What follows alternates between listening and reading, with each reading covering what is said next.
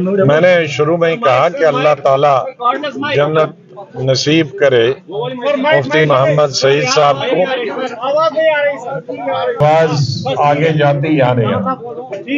آج مفتی صاحب کے آبائی گاؤں میں مجھے آنے کا موقع ملا بیجبیارا، جہاں ان کے ساتھ میں کئی بار آیا ہوں، اور خاص طور سے جن دنوں ہم اپوزیشن میں نہیں ہیں وہ اللہ تعالیٰ انہیں جنت نصیب کرے. لیکن اسی خاندان کے دوسرے مائناز پور سرور مفتی صاحب نے آج ہماری پارٹی جوائن کی. میں اور میرے تمام ساتھی ان کا استقبال کرتے ہیں، ان کا ویلکم کرتے ہیں، اور مجھے پورا بھروسہ اور وشواس ہے کہ مفتی صاحب کا جو ایجنڈا تھا لوگوں کی خدمت کرنے کا، سیوا کرنے کا، اور خاص کر کے جو ایجنڈا ان کا 1975 سے لے کر 70، میں اس پہ زیادہ کچھ نہیں کہنا. میں اس پہ ان کی مرضی ہے، میں اس پہ کچھ نہیں کہنا. نہیں، میں کہتا ہوں کہ بہت سارے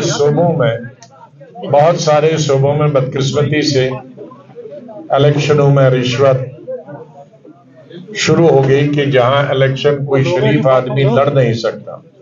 لیکن ہماری ریاست اور بھئی کئی اسٹیٹوں کی طرح بہت ساری اسٹیٹیں ہیں جن میں کوئی پیسہ نہیں لگتا ہے. ہماری ریاست بھی ایسی تھی، لیکن بدقسمتی سے کچھ چند سالوں سے یہاں بھی وہ سلسلہ شروع ہو گیا.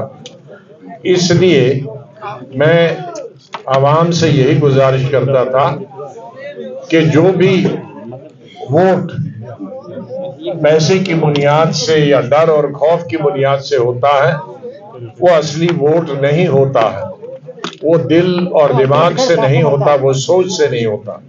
اور کشمیر بہت پیچھے چلا گیا ہے.